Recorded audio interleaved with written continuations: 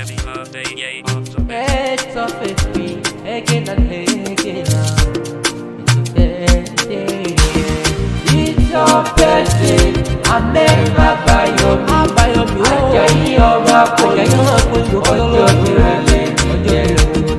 On the 8th of April, àyájọ́ tàbí ọlọ́dẹ. Many happy returns, ọmọ ọlọ́jọ́ ìbí. Ajayi ọba koyo, ọjọ́ ìrẹ̀lẹ̀ kankan lè nìjẹ́. So happy day, happy birthday to you. Happy birthday to you, yeah. Ọjọ́ láyọ̀ tàbí ọ̀, 8th of April, gangan ni. Oh yeah, títí lè dájọ́ today, àyájọ́ tàbí ọ̀gangan ni. Màdá gọ́jọ́gọ́jọ́ tó rọ́jọ́ bí rẹ̀ níbi jẹ́. Àyájọ́ ta kí màmá pẹ̀lú bàbá pé a kú ewu ọmọ mi. Àyájọ́ ọjọ́ bí ẹ̀gọ́gọ́ lè ní jẹ́. 8th of April. Happy birthday to you.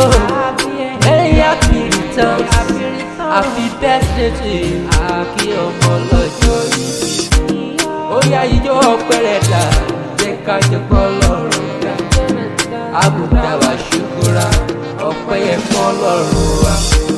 Ọpẹ́ yẹn fàálà ológe, tó rẹ́ tún fi kún ọdún rẹ̀ jàre. Ọmọ ọlọ́jọ́ ìbí. Happy birthday to you. It's your birthday, I'm never by your me. Ajayi ọba koyo, ọjọ́ ìrẹ̀lẹ̀ nìjẹ́. On the 8th of April, àyájọ́ tàbí ọlọ́dẹ. Many happy returns, ọmọ ọlọ́jọ́ ìbí. Ó ti mú ọdún ìṣòǹkọ́, onífọdún lè ṣàṣebọ dandan ni. Iwájú ni wọ́n máa lọ, ó lè bá wọn nílò ìláìláì. Gúlùgún ìkúlẹ̀wé, wá dágbà wá dògbò gangan. Àlìmáàtú ló pè ní, ó lè ní gangan lọ́jọ́ ìbí rẹ̀. Ó lè Pablo Ríṣì, ọjọ́ ìbí rẹ̀ gangan lè ní jẹ́.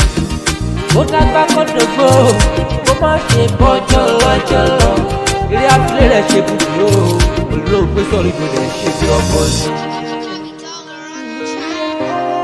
Ìbàdàn la gbé bí ọ, Ìbàdàn lórí ọ̀rílé bàbá tó bí ọ lọ́wọ́. Ọmọ wọn nílùú Ìbàdàn nílé Olúyọ̀lé. Ajẹ́gbẹ̀jẹ̀ karùn-ún, Áfíríkà fọ́ọ̀rì. Ìlàgbọ́ sábọ̀sá, àgbéyàwó ẹ̀yà rẹ̀. Ìbàdàn nílùú Àjàyí, ṣèbẹ̀ nílùú Òjò.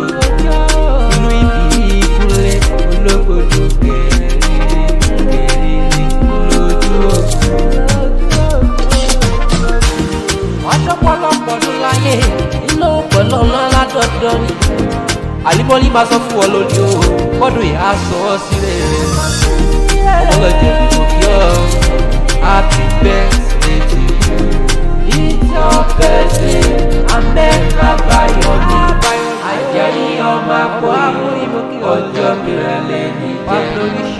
On the 8th of April, àyájọ́ tàbí ọdún. Many happy returns, ọmọ ọlọ́jọ́ ìbí.